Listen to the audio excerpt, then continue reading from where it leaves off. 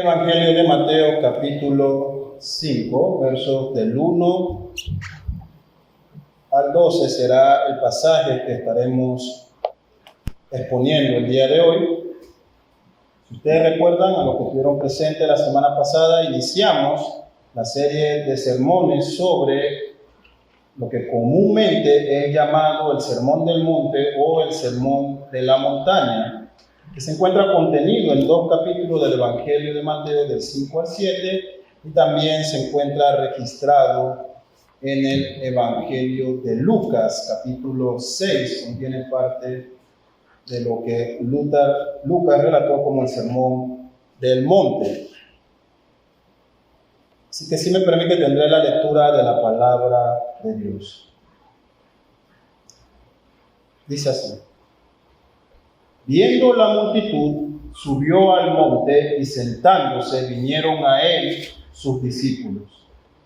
Y abriendo su boca les enseñaba diciendo: bienaventurados los pobres en espíritu, porque de ellos es el reino de los cielos. Bienaventurados los que lloran, porque ellos recibirán consolación. Bienaventurados los mansos, porque ellos recibirán la tierra por heredad. Bienaventurados los que tienen hambre y sed de justicia, porque ellos serán saciados. Bienaventurados los misericordiosos, porque ellos alcanzarán misericordia. Bienaventurados los de limpio corazón, porque ellos verán a Dios. Bienaventurados los pacificadores, porque ellos serán llamados hijos de Dios. Bienaventurados los que padecen persecución por causa de la justicia, porque de ellos es el reino de los cielos. Bienaventurados sois cuando por mi causa os vituperen y os persigan y digan toda clase de mal contra vosotros mintiendo. Gozaos y alegraos, porque vuestro galardón es grande en los cielos, porque así persiguieron a los profetas que fueron antes de vosotros. Oremos.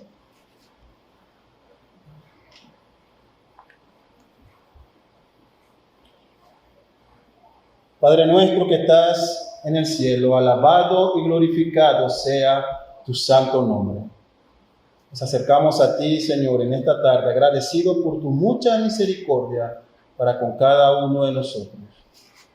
Es una realidad este himno que hemos cantado, que tus misericordias son nuevas cada mañana, que todo lo que no hace falta tú lo has saciado, que no hay ni siquiera una necesidad, por pequeña que sea, que no esté al alcance de tu misericordia y de tu mano de benevolencia. Tú eres bueno, Dios, y nosotros pecadores. Nos arrepentimos de nuestras faltas y pecados contra ti. Rogamos, Señor, que en este tiempo tu Espíritu Santo esté con nosotros, para que al exponer tu palabra, Señor, tu iglesia sea transformada. Permíteme ser un mensajero fiel de tu verdad, sin apartarme, Señor, de ella, y que en todo momento tú recibas la gloria. Por siempre te rogamos esta cosa. Amén. La semana pasada, hermanos, estuvimos haciendo la introducción de lo que sería esta serie de sermones basado en el Sermón de la Montaña o, como está en su Biblia, el Sermón del Monte. Dijimos la semana pasada que era relevante para la iglesia recordar las palabras de Jesús aquí, que no podemos adoptar esa posición liberal que considera de que estos son meros principios éticos y que no tienen importancia y que solo debe ser buscado por aquellos que tienen un llamado a una santidad más profunda o para perfeccionar más su vida cristiana. Dijimos que eso era un error, al igual que aquella posición como la que comparten los anabautistas, que consideran que el sermón solo es o debe ser aplicado al creyente y al mundo y al gobierno tal como está. Cada letra, cada coma, cada punto, cada símbolo debe ser atendido y observado a la perfección, porque según esto es la forma en que se heredará el reino de los cielos. Así que condenábamos que mientras una posición nos aleja de la verdad de la palabra de Dios, la otra nos esclaviza a una fe por obras. Así que el Sermón del Monte se levanta como las palabras de Jesús, que son importantes para nosotros, que deben y ameritan nuestra atención. Ahora vamos a entrar a lo que hemos llamado las demandas del reino, el contenido de estas bienaventuranzas, de estos versos del 3 al 12. Pero antes de abordarlo, déjeme introducirlo al contexto en que se está narrando este sermón.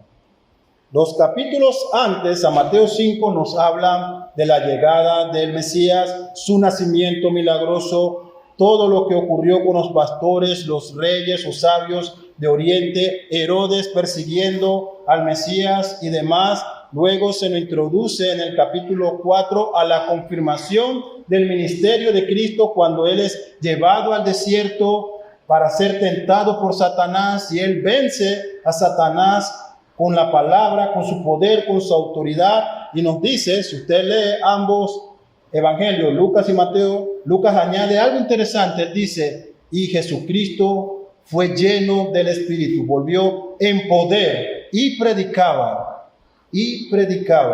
como Mateo lo registra en el capítulo 4 y 17. ¿Y cuál era el mensaje que Cristo empezó a predicar? Él dijo, arrepentíos, porque el reino de los cielos se ha acercado.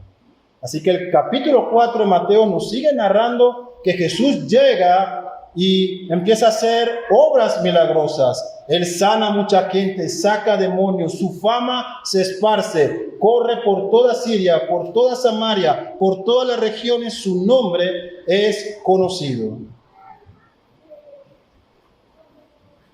En el contexto canónico debemos entender lo siguiente, queridos hermanos y oyentes. Han pasado 400 años sin revelación de Dios. El profeta Malaquías dio su última profecía y se cerró el canon del Antiguo Testamento. Por 400 años Israel no había visto milagro, ni revelación, ni siquiera una manifestación de Dios, hasta que irrumpe en la historia, hasta que el silencio se rompe con la llegada de Cristo, con su ministerio, como nos narran los evangelios. Así que en el contexto canónico esto fue un impacto para la sociedad, para Israel. Hay un hombre que sana y echa fuera demonios y que predica un mensaje con autoridad diciendo que el reino se ha acercado a nosotros. Y este mensaje, el reino ha llegado, tiene connotaciones políticas. El contexto de aquel momento era que Israel esperaba así la llegada del Mesías, la llegada del libertador. Los judíos serían, con este nuevo líder, un poder político, militar, un gobierno sobresaliente, aún más grande que en los tiempos de David. Sería la primera potencia, no por 10 o 20 o 15 años, sino que gobernaría en el mundo por siempre. Así que escuchar a este predicador por Judea, por Samaria, decir, el reino ha llegado, levantó de una vez las más grandes emociones de los separatistas y revolucionarios en Israel. Ellos esperaban un líder. Así que mientras la realidad de Israel, de estar bajo el yugo de Roma, este mensaje provocó esas emociones. Era el tema general, era lo que se hablaba. ¿Ha llegado quien nos libertará? ¿Será Él? ¿Será Él el que convertirá a Israel en la nación número 1? ¿Será el gobierno físico? ¿Será ya la instauración del reino? Así que en este mensaje del Sermón del Monte entendemos, como dijimos la semana pasada, que es Cristo presentando el plan del gobierno celestial. Así que para algunos, para quienes oyeron por primera vez este mensaje de los propios labios de Jesús, en aquellos dice la Escritura que se asombraban. Pero también, hermanos, hay muchos que se decepcionaron porque sus pretensiones políticas se vieron deshechas con las palabras de Jesús. Así que mientras Israel esperaba un libertador físico, político y militar que lo liberara de Roma, que lo regresara a su gloria, Jesucristo llega, sí, como un libertador, pero para liberar al hombre de algo mucho más dañino. No era Roma su problema, sino su muerte espiritual. Su esclavitud al pecado, su liberación era espiritual, no física.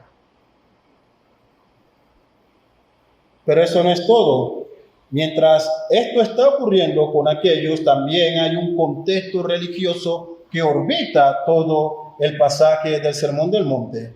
Israel está compuesto por 4 facciones religiosas, 4 grupos que se peleaban la dominancia de la nación. El más importante de ellos, si se puede llamar así, eran los fariseos, quienes creían que la piedad era la observancia de cada detalle, cada coma, a cada uno de los mandamientos. Eran los perfeccionistas, los que querían todo como estaba en la ley, los que añadían cláusulas a esa ley para tratar de obligar a que todos cumplieran esa ley. El segundo grupo importante eran los saduceos. Ellos sí rechazaban todo, la tradición de los ancianos, no creían en milagros, no creían en ángeles, no creían en la resurrección. Eran los liberales, los modernistas, los que creían en la cultura y cómo ella debe ser parte de nuestra religión. Muy parecido a lo que vivimos en la actualidad. El tercer grupo eran los esenios. Ellos eran los separatistas. ¿Sabes qué? Esto solo se puede vivir, decían los esenios, separándonos del mundo, saliéndonos de Israel. Vámonos a la cueva, vámonos lejos, hagamos una comunidad santa separada de todo. Pero para poner la cereza en este pastel religioso de la época en que se está dando este sermón, llegan los celotes, esta facción radical activista, los que quemaban llantas, los que prendían las estaciones de buses, por decirlo así. Su papel era implementar la religión a través de la violencia. Eran los terroristas, la mano negra de los 3 grupos. Si tú querías desaparecer un romano, llamabas un celote. Para ellos la religión era imposición por la fuerza. Así que es en este contexto en que se envuelve todo lo que Cristo va a decir en este Sermón del Monte. La pregunta es, ¿con qué facción Cristo se va a familiarizar? ¿Será Cristo del lado de los fariseos, de los saduceos, de los celotes o de los esenios? Vamos a ver lo que la palabra de él nos dice. Mateo 5 empieza diciendo un detalle muy importante que es necesario que hagamos un pequeño alto ahí. Dice que viendo a la multitud, subió al monte y sentándose vinieron a él sus discípulos. Mateo no está poniendo detalles para llenar un libro, sino que él está tratando de transmitir todo lo que se está dando en ese momento. Y cuando él dice Cristo se sentó, cuando vio a la multitud, dice Mateo 5:1, él se sentó. Era una costumbre que el maestro o el rabí tomara esta posición para enseñar. Muy contrario a nuestra cultura, que si yo predicara sentado, para usted sería algo informal. Para ellos la formalidad era que el maestro se sentara. Por eso que notamos que en muchas ocasiones los evangelios narran a Cristo sentado en la sinagoga, enseñando y demás, porque era la posición de respeto que adoptaba el maestro al momento de enseñar. Así que cuando él estaba de pie o andando, era considerado una enseñanza informal, pero cuando el maestro se sentaba, todos debían guardar silencio. Así que estas palabras que se están diciendo aquí no son tomadas por Cristo como un consejo más. Chicos, este es mi consejo, tómenlo si quieren o no. Eran palabras del maestro, palabras del Mesías, con toda la autoridad que amerita la formalidad del momento. Por eso se nos dice, él tomó su asiento y dirigiéndose a los discípulos y también a aquellos presentes. Ha habido un debate con relación a este sermón, si son palabras para todo el mundo, si son palabras solo para el creyente, si no es para ninguno, es para quien quiera. El contexto nos dice que él sentándose, dice, vinieron a él sus discípulos, pero también cuando vemos el contexto previo se nos dice que la multitud aún estaba presente. Así que estas fueron palabras directas a sus discípulos y también para todos aquellos presentes que no eran parte de los discípulos. ¿Cómo recibimos este mensaje? Hermanos, debemos recibirlo con toda la autoridad de que es palabra de Dios. Lo que Cristo dice va más allá de un valor ético y moral. Trasciende. Ningún maestro de ética diría hoy que si usted hace esto o aquel valor, va a heredar el reino de los cielos.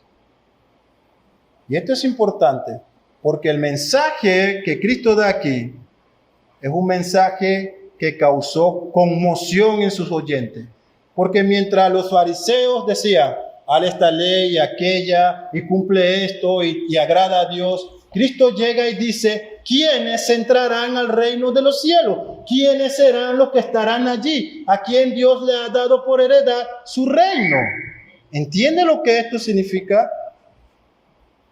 Para aquellos que dicen, nadie sabe quién irá al cielo. Nadie sabe quién será salvo. Nadie sabe. Eso solo Dios lo sabe. Aquí está, por Cristo dicho, ¿quiénes heredarán el reino de los cielos? Así que lo primero que vemos aquí es que debemos tomar este mensaje con toda la autoridad.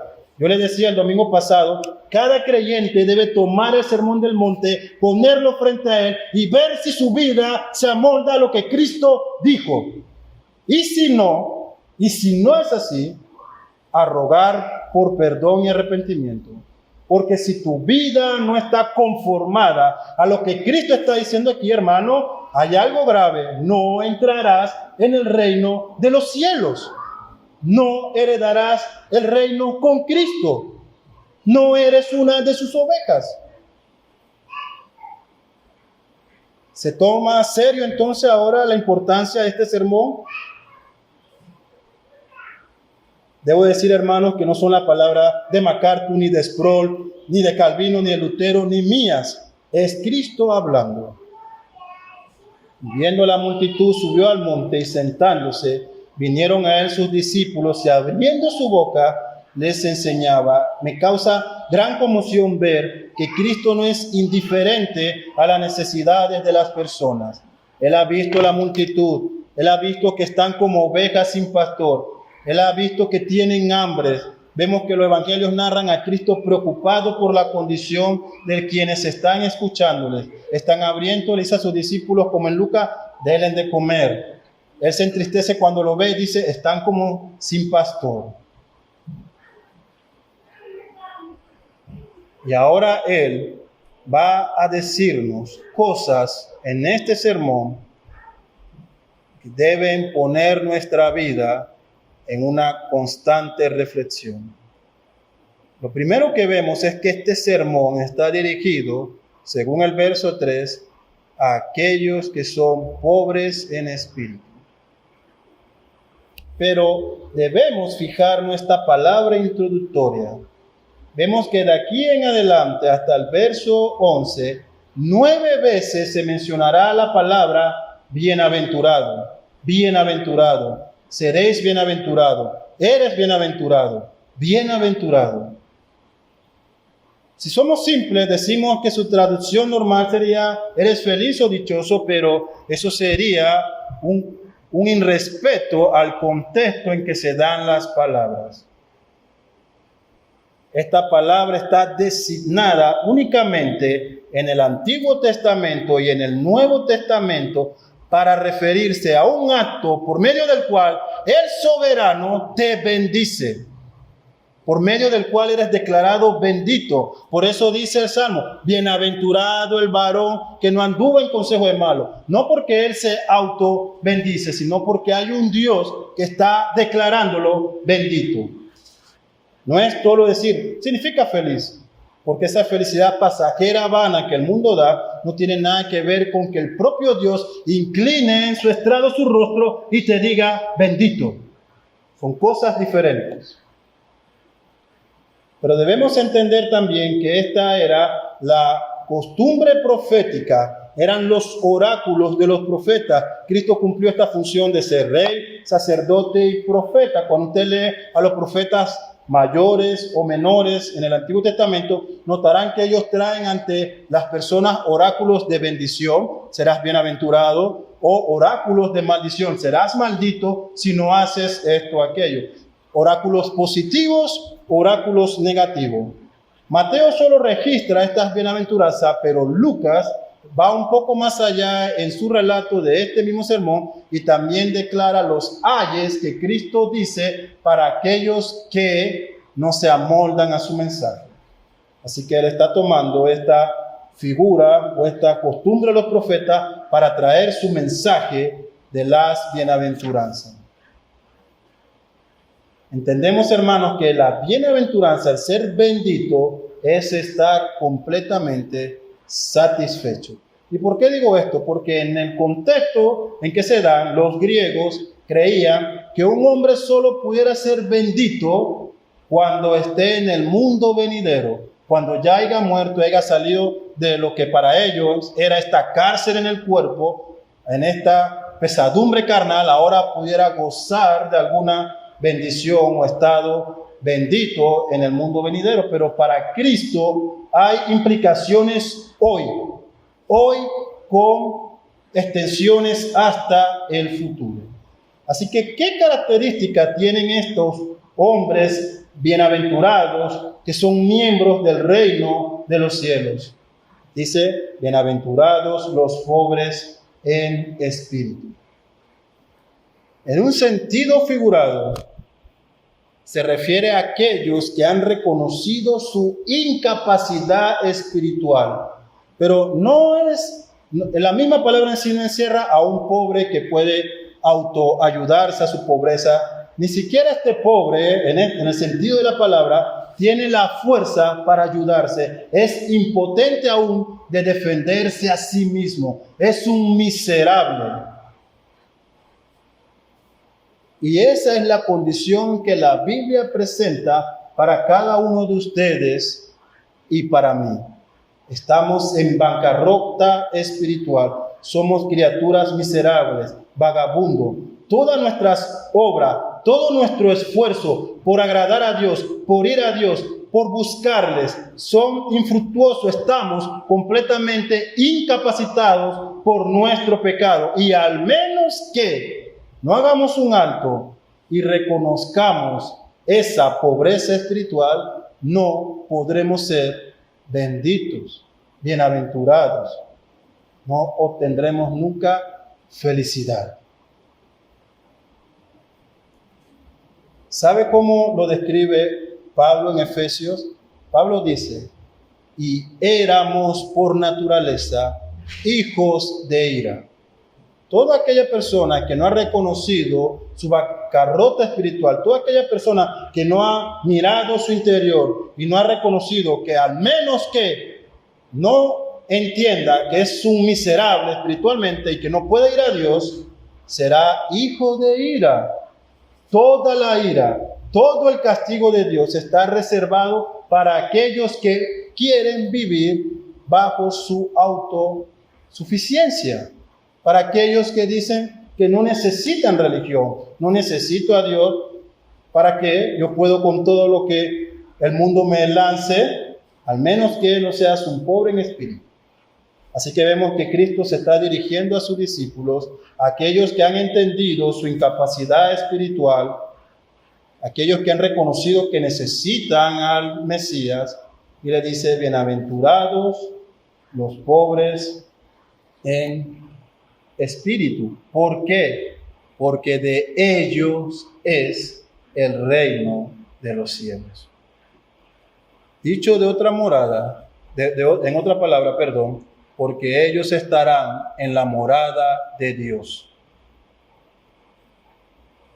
Hermano mío, querido oyente, Dios es el único medio que puede llenar tu vida de abundantes riquezas espirituales.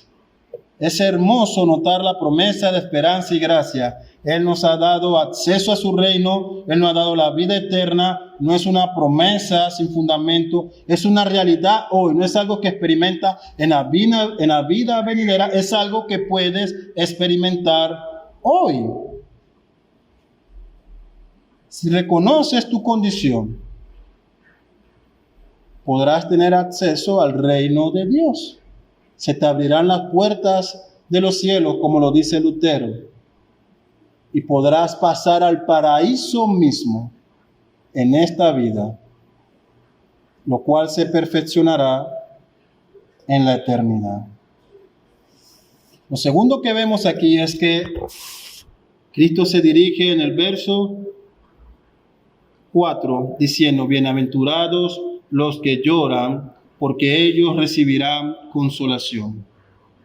Vemos que el hombre que ha recibido el don, el hombre que ha disfrutado de la bendición de Dios, entre todo este gozo que siente, entre toda esta alegría que ser bendito, tiene en sí una condición de lamento, tiene una conciencia de pecado que antes no tenía, tiene ese sentimiento de que no merece, no he ganado esta bendición. Todo lo que he hecho es contra Dios. Se lamenta de su actuar, llora por su pecado, entiende su pobreza espiritual. Es un mendigo que vive rogando consolación. Hay una distinción si de verdad has creído. Tú no estás satisfecho con tu pecado. Tú no disfrutas tu pecado.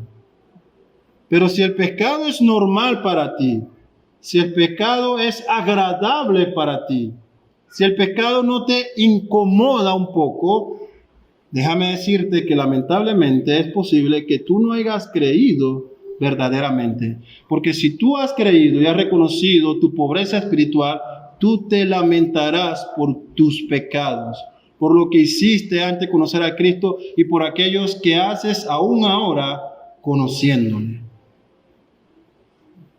Si no sientes dolor o aflicción por tu pecado, debes revisar tu vida si eres hijo de Dios. Porque hay que decir, hermano, que para quienes están en este camino, su vida es una realidad de constante arrepentimiento. No porque no pequemos, al contrario, sino porque al pecar reconocemos que solo por la gracia de Dios es que podemos caminar la vida cristiana. Como dice Pablo en Efesios 2, Él ha preparado buenas obras para que andemos en ellas. Pero a pesar de que esas buenas obras están puestas por Dios, nuestro pecado nos hace tropezar. Pero a diferencia de los otros que son dejados en su pecado, Dios extiende la mano para levantarnos. Nos levantamos con dolor, porque sabemos que por todo lo que Él ha hecho, por toda su gracia, por toda su sangre derramada, cuando nosotros pecamos, estamos diciendo que no nos vale, que su muerte no nos importa. Eso es lo que ocurre cuando pecamos. Nos levantamos y decimos: tu sacrificio me vale. Pero el creyente se aflige, reconoce que ese sacrificio no fue en vano, que esa sangre derramada es preciosa ante los ojos de Dios, aún más para nosotros. Vamos a Dios para pedir que nos conforte con su palabra.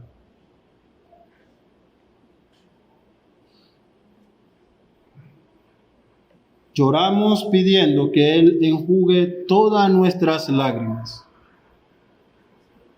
Nótese aquí, hermano, que aunque somos felices y dichosos por lo que Dios hace en nosotros, una marca genuina de conversión es el dolor, porque sabemos que claramente no merecemos nada. Verso 5 dice: bienaventurados los mansos, porque ellos recibirán la tierra por heredad. ¿Hay ese deseo en nosotros de ser mansos? La traducción que normalmente se encuentra en las Biblias es los humildes. Bienaventurados los humildes. Y esto no tiene que ver con simplemente tener una conducta humilde. Es mucho más que eso. Tiene que ver con el autocontrol, con una apreciación propia de nosotros mismos. El domingo pasado decíamos que el Sermón del Monte habla en 5 áreas: en nuestra relación con Dios, cómo oramos, cómo ayunamos, cómo adoramos a Dios, pero que también en una esfera interna, cómo vivo yo mismo, cuál es mi integridad, soy fiel a mis convicciones. En esta porción aquí que vemos, los mansos tienen que ver conmigo mismo. con el autocontrol, con la apreciación propia de mí mismo. Imagínense cómo caería esto a oídos de los celotes. ¿Qué, Jesús? ¿Que sea manso? Roma me está afligiendo, mi gente está muriendo por César, ¿y tú quieres que yo viva la religión siendo manso, Jesús? ¿Se imaginan el contexto de ese momento? Para esos celotes, tú estás loco, Jesús. Que yo sea manso, que Dios me bendecirá si yo soy humilde. ¿Tú no has visto lo que ellos hacen en la sinagoga y cómo persiguen a nuestra gente? Pero Cristo dice, bienaventurados los mansos, porque lo que tú quieres, la tierra, con la violencia no lo conseguirá, porque de los mansos será la tierra.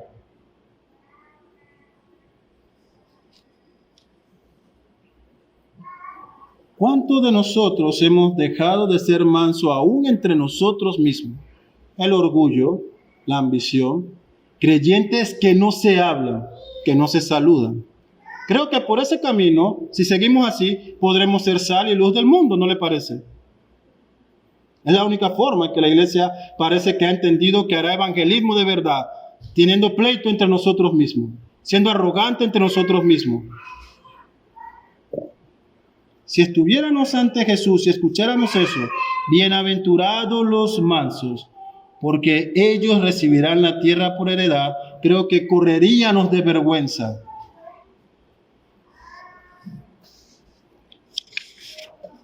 Bienaventurados los que tienen hambre y sed de justicia, porque ellos serán saciados. Cada uno de ustedes, al leer este pasaje, este verso 6, debería preguntarse personalmente, ¿hay ese deseo ardiente en mi vida?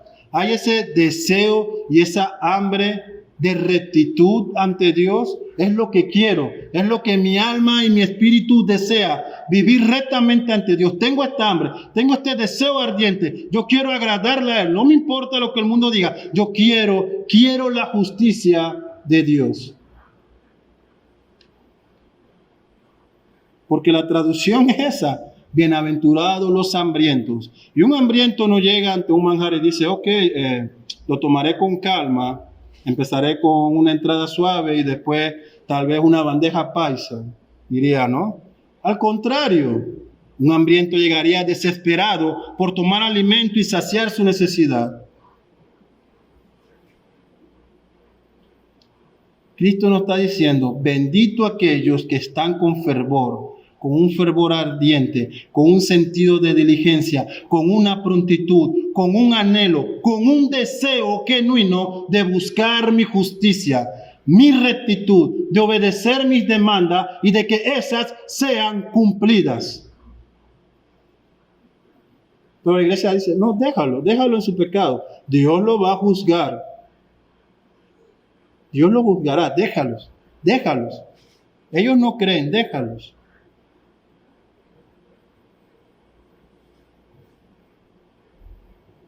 La pandemia nos ha hecho tanto mal, pero no en la salud y en lo económico. Eso es nada. Si usted perdió su empleo, duele.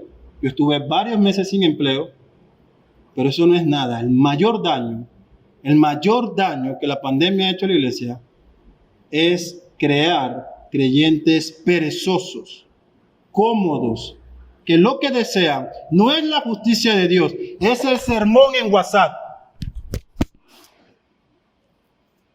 Es la iglesia online, la ads pastoral. Ese es el mayor daño. Mira a su alrededor.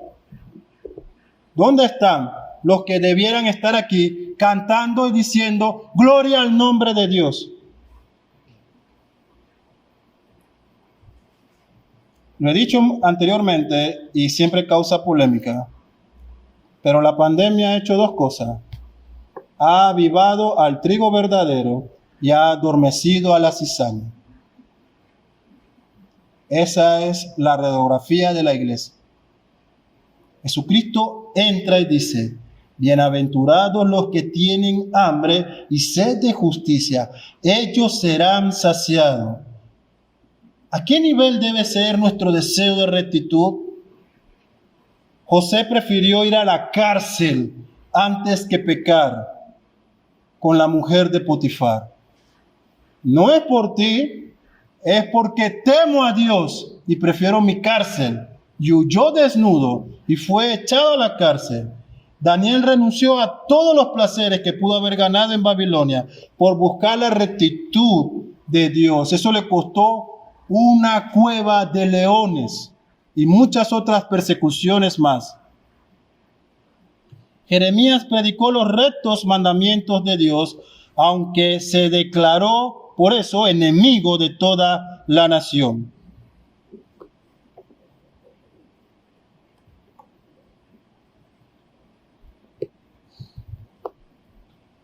Si buscamos con verdad la justicia de Dios, hermanos míos, tengamos por seguro que toda nuestra hambre y toda nuestra sed será satisfecha.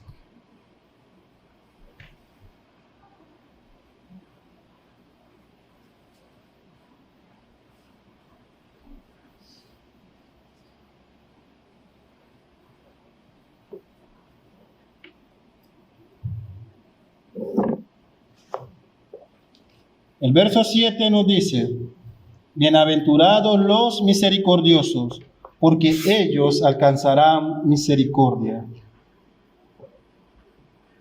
El ejemplo más claro de misericordia somos cada uno de nosotros. Dios desde su estrado ha inclinado su rostro, ha extendido su mano de salvación, ha mostrado misericordia. Esa es la mayor definición de misericordia. ¿Saben qué significa? Darle a alguien lo que no se merece. Eso es misericordia. Lo que merecemos es su justicia, que Él suelte en el cielo toda su ira contra nosotros, criaturas pecaminosas, pero a cambio de eso Él extiende su brazo de misericordia. La gente dice: yo quisiera ver a Dios si de verdad existe. Tu propia existencia es una evidencia de que Dios existe. Tu razonamiento, tu sentimiento, la capacidad que tienes, tu inteligencia, no son algo que llegó al azar. No es un regalo de un insecto, de una piedra. Es Dios que te creó a su imagen, que ha obrado en misericordia para ti. Eso es misericordia, hacer obra de caridad, dar lo que no se merece, decir con compasión la verdad de Dios. Vemos que el cristiano es llamado a imitar esta cualidad del carácter de Dios. Bienaventurados los misericordiosos, porque ellos alcanzarán misericordia. Es un llamado a no ser indiferente al pecado de la persona. No significa que por la misericordia no condenemos el pecado, sino que a pesar del pecado mostramos el carácter misericordioso de Cristo en nuestras vidas, ante nuestros prójimos, ante nuestra familia. De la misma manera en que Cristo mostró misericordia por los perdidos. Mientras que los fariseos decían: ¿por qué tu maestro come con publicanos y gentiles? Cristo se sentaba en la mesa con ellos a comer, y en ningún momento, a pesar de eso, Él dejó de predicar las verdades y lo hacía con compasión y misericordia. Vemos que la primera iglesia en Hechos entendió eso. En su capítulo 2, verso 46-47, Lucas dice: y perseverando unánimes cada día en el templo, y partiendo el pan en las casas, comían juntos con alegría y sencillez de corazón, alabando a Dios y teniendo favor con todo el pueblo, con los no creyentes. Y el Señor añadía cada día a la iglesia los que habían de ser salvos. Y es que, querido hermano, el verdadero conocimiento de Dios, una real y genuina salvación, solo puede ser posible con un entendimiento claro de lo que la Escritura debe producir en el corazón. Salvación, liberación, es un acto de redención. Es un acto de misericordia. La iglesia es llamada a ser misericordiosos.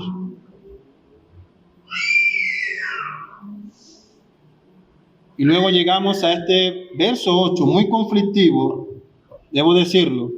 Bienaventurados los de limpios corazón, porque ellos verán a Dios.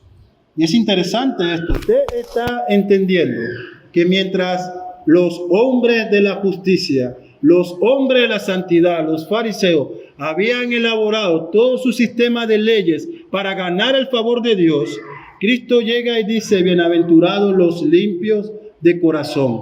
No es algo externo lo que Dios busca de ti, es algo interno. No es un reflejo de cómo yo me veo ante Dios, sino de cómo Dios ve tu corazón. Ser puros de corazón, ser limpios, bienaventurados, benditos los que son puros de corazón, son las palabras de Cristo aquí.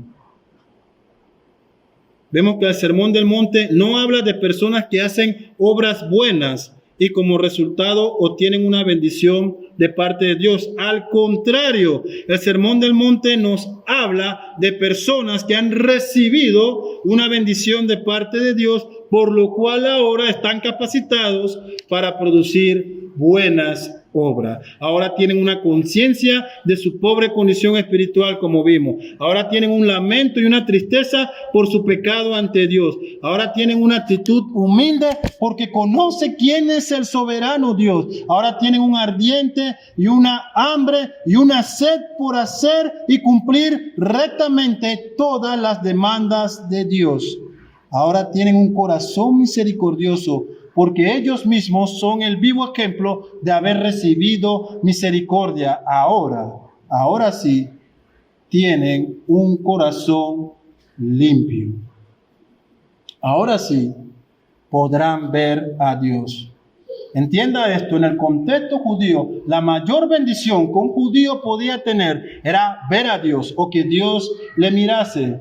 Por eso que la bendición del sacerdote en el Antiguo Testamento, el Señor haga resplandecer sobre ti su rostro, el Señor te ilumine. Eso era lo que el judío buscaba, que Dios reposara sus ojos en ellos. Por eso que en la cruz vemos que Dios abandonó a Cristo, no porque le dolió ver a su Hijo crucificado, no fue eso, sino porque Él no guarda relación con el pecado. Y lo que era una bendición, tener la comunión de Dios, vemos que Cristo dice, ¿por qué me has desamparado?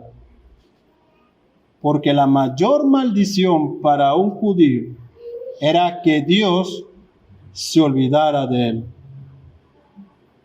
Por eso Cristo irrumpe aquí y dice, a quienes buscan una perfección externa, a los que se llaman perfectos o perfeccionistas, aquellos que practican una religión exterior. Llego temprano a la iglesia, me siento, me voy, cumplí, checklist. Oré, leí un salmo, checklist. Hice la oración de arrepentimiento, ok. No la hice, bueno, la haré después. No se trata de eso. Cristo dice, para quienes tienen un corazón limpio, ellos verán a Dios. La traducción del griego da el sentido de no ver, da el sentido de poder presentarse ante Dios. Imagínese este acto cuando el rey abre sus puertas de su trono y dice que pase ante mí. Eso es lo que está diciendo Cristo ahí. Ahora, los que son limpios de corazón podrán acceder hasta el mismo trono de Dios a comparecer ante Él. Vemos que para el creyente esto se hace una realidad visible en el momento. Por fe vemos a Dios obrar, pero tenemos la esperanza de estar ante Él y verle cara a cara. Pero déjame decirte algo, que no solamente el creyente va a experimentar esto cuando llegue la eternidad ante Dios, sino que cada persona, aun los que no han vivido conforme a las palabras de Cristo aquí, tendrán que ver a Dios. La diferencia es que mientras unos verán un rostro de bendición y alegría, pasa conmigo al gozo de tu Señor, otros recibirán una mirada que dirá, no te conozco, aléjalo de mí, al fuego eterno. Esa es la diferencia. Esa es la diferencia. Nadie se escapará de ver a Cristo. La pregunta es, ¿bajo qué condición te presentarás ese día. Llegarás con un corazón limpio, puro, que ha seguido las rectitudes y las demandas del reino, que has llorado por tu pecado, que has visto tu condición de pobreza espiritual, que has buscado y anhelado que Dios sea misericordioso para contigo, o te presentarás con tus méritos, con tus fuerzas, con lo que has almacenado de logros, con tus pecados. Bueno, Hebreos 12:14 confirma esta realidad terrible. Seguir la paz con todo y la santidad, sin la cual nadie, no alguno, no, nadie verá al Señor. Yo no sé si tú, si no has creído, quieres salir hoy por esa puerta bajo la misma condición. Así de claro, no hay excepciones a la regla. Sin un corazón puro, sin santidad, no podrás ver a Dios, en el sentido de que no podrás disfrutar de esa bendición de verle y gozarte y que Él te llame buen siervo fiel. Jesucristo sigue hablando ahora con su mensaje y dice: bienaventurados los pacificadores, porque ellos serán llamados hijos de Dios. Bendito aquellos que en mi nombre han llevado mi mensaje. La iglesia está puesta aquí para representar a Dios en la tierra ante toda la humanidad, no en una esfera, sino en todas las áreas de la sociedad. Para aquellos que dicen el creyente no debe estar en política, allí debe estar el creyente. Para quienes dicen el creyente no debe influenciar en la cultura, allí debe estar el creyente. El cristianismo está mandado por Dios para ser luz y sal, como veremos los próximos domingos, a este mundo en todas las áreas. La palabra aquí, los pacificadores, en su original se aplica a un embajador de paz. Somos exactamente eso, somos los proclamadores del mensaje de paz. No podemos callar, no podemos esconder el mensaje, no podemos guardar silencio. Nuestra labor es anunciarlo. Anunciar el mensaje de paz, el evangelio. Nuestra labor no es convertir a nadie, nuestra labor es mostrar el camino de salvación y Dios convierte el alma de acuerdo a sus propósitos. Porque aquellos que hacen esta labor, aquellos que son embajadores de paz, aquellos que anuncian el evangelio, aquellos que están declarándole la guerra al mundo, ¿cómo serán llamados? Hijos de Dios, porque ellos serán llamados hijos de Dios. ¿Cómo entendieron eso sus oyentes? Lo entendieron de la siguiente manera: porque los pacificadores reflejarán a Dios en ellos mismos. El mundo observaría a Cristo en ellos. Esa fue la razón por la que nos llaman cristianos. Cuando en Hechos el mundo dijo: son Cristos pequeños, son cristianos. De allí tiene su origen este nombre. Lamentablemente, en la realidad, ser cristiano significa cualquier cosa, menos lo que significa para Dios en las Escrituras. Debo decir, hermano, también que no solamente se nos llama a anunciar el mensaje de paz, sino que el creyente también es llamado a estar en paz con todos los hombres, aun cuanto esto sea difícil. Así que me pregunto, ¿no debemos estar en paz también con nuestros hermanos en la fe? El mundo nos llama hijo de Dios porque ve el trato entre nosotros, ve eso entre nosotros, el trato entre hombres y mujeres, que ellos puedan decir: mira cómo se tratan entre ellos, de veras son hijos de Dios. Y ahora notamos cómo va progresando este sermón, verso 10 en adelante. está dirigido a aquellos que sufren y padecen a causa de Cristo. Bienaventurados los que padecen persecución por causa de la justicia, porque de ello es el reino de los cielos. Bienaventurados sois cuando por mi causa os vituperen y os persigan y digan toda clase de mal contra vosotros, mintiendo. El padecer es el resultado de una vida entregada a Dios. Esto no significa renunciar a cualquier beneficio del mundo por la justicia de Dios, sino que significa que el mundo no nos soportaría si nosotros reflejamos a Cristo en nosotros. Porque con Cristo, ¿qué hicieron? ¿Le dieron porra? ¿Tiene mucho like en Instagram? No, le clavaron.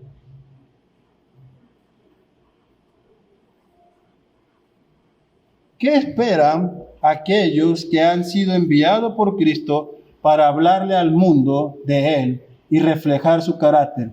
¿Que el mundo aplauda? ¿Que el mundo diga, oye, así? Sí. Eso no va a pasar.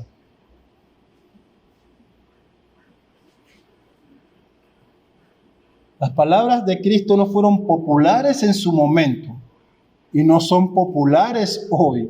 Y no serán populares mañana. Pero también es interesante, porque para todos aquellos que buscan un cristianismo light, cómodo, sin conflicto, sin tener que dar razón de la fe, hay un problema, porque la bendición es para aquellos que son perseguidos a causa de la búsqueda de la justicia. Ellos recibirán el reino de los cielos. Y también es para aquellos que son insultados, para aquellos de quien el mundo tiene que inventar mentiras para señalarle, porque reflejan el carácter de Cristo.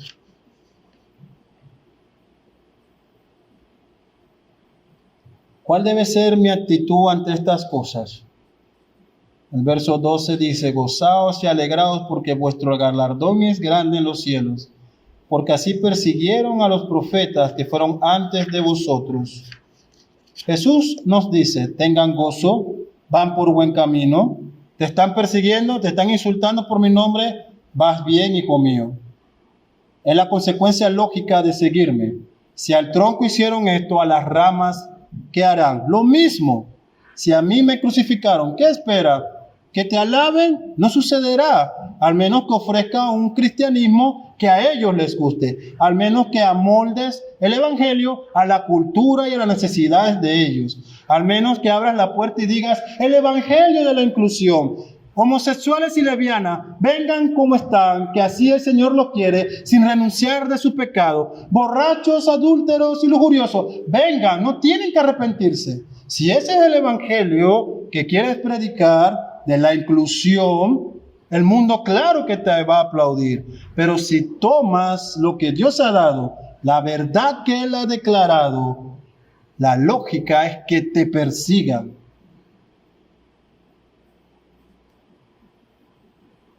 Gócense, dice el Señor, porque si a los profetas a quienes yo levanté hicieron esto, entonces vas bien. Vas bien entonces, hijo mío. Pablo dice en un texto del cual muy poco se predica, porque es necesario que a través de muchas pruebas entremos en el cielo. Parafraseando el texto por si alguien ahora lo busca rápidamente y no está tal cual como lo acabo de decir. Pero ese fue resumido.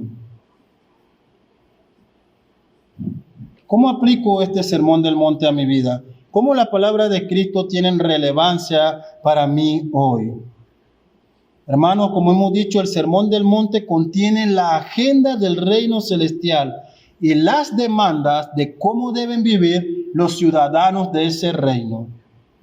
Así que, mi querido hermano en la fe, ¿estás viviendo de esa manera?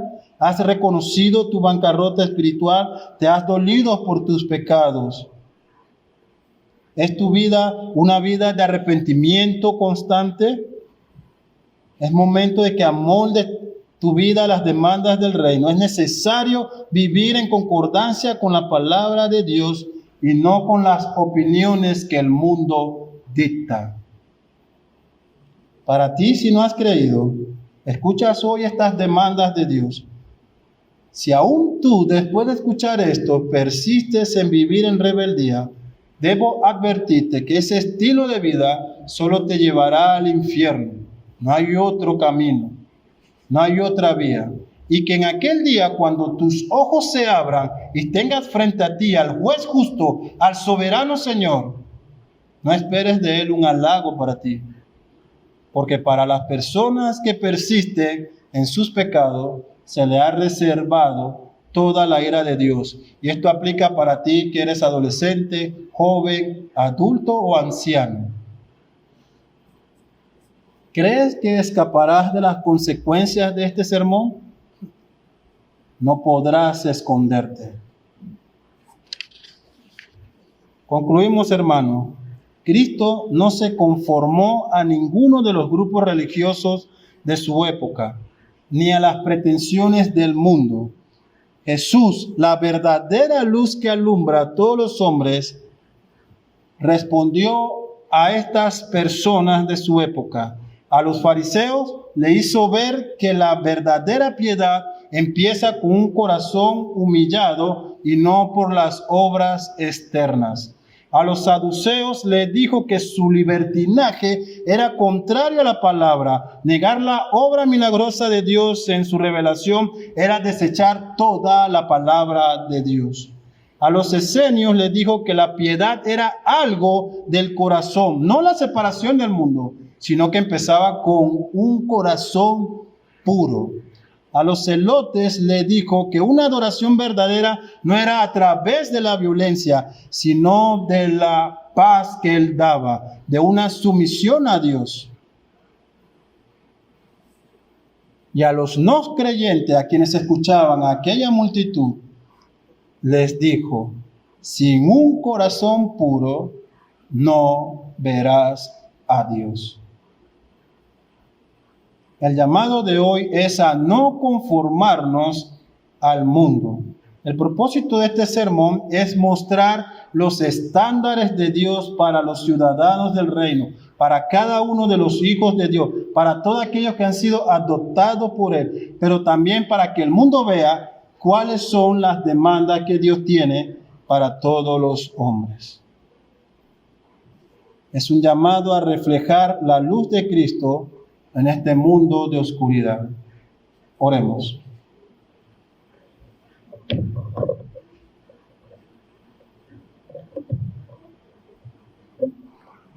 Padre nuestro, que estás en los cielos, sea tu nombre alabado y glorificado por siempre, oh Dios. Tú eres digno de toda honra y de toda alabanza. Señor, nos arrepentimos de nuestros pecados, de no vivir de acuerdo a tus estándares, de ser flojos y mediocres en la búsqueda de la justicia y de la rectitud. Nos arrepentimos de nuestros pecados y nos dolemos por ellos, Señor, pidiéndote que tú muestres misericordia hoy por tus hijos, por cada uno de nosotros, por tu iglesia, Señor. Aviva tu iglesia, Señor. No le permitas estar cómoda. Muévele, Señor, todas aquellas cosas que le dan confort. Aviva sus corazones, Padre. Te lo pedimos, Señor. En Cristo Jesús. Amén.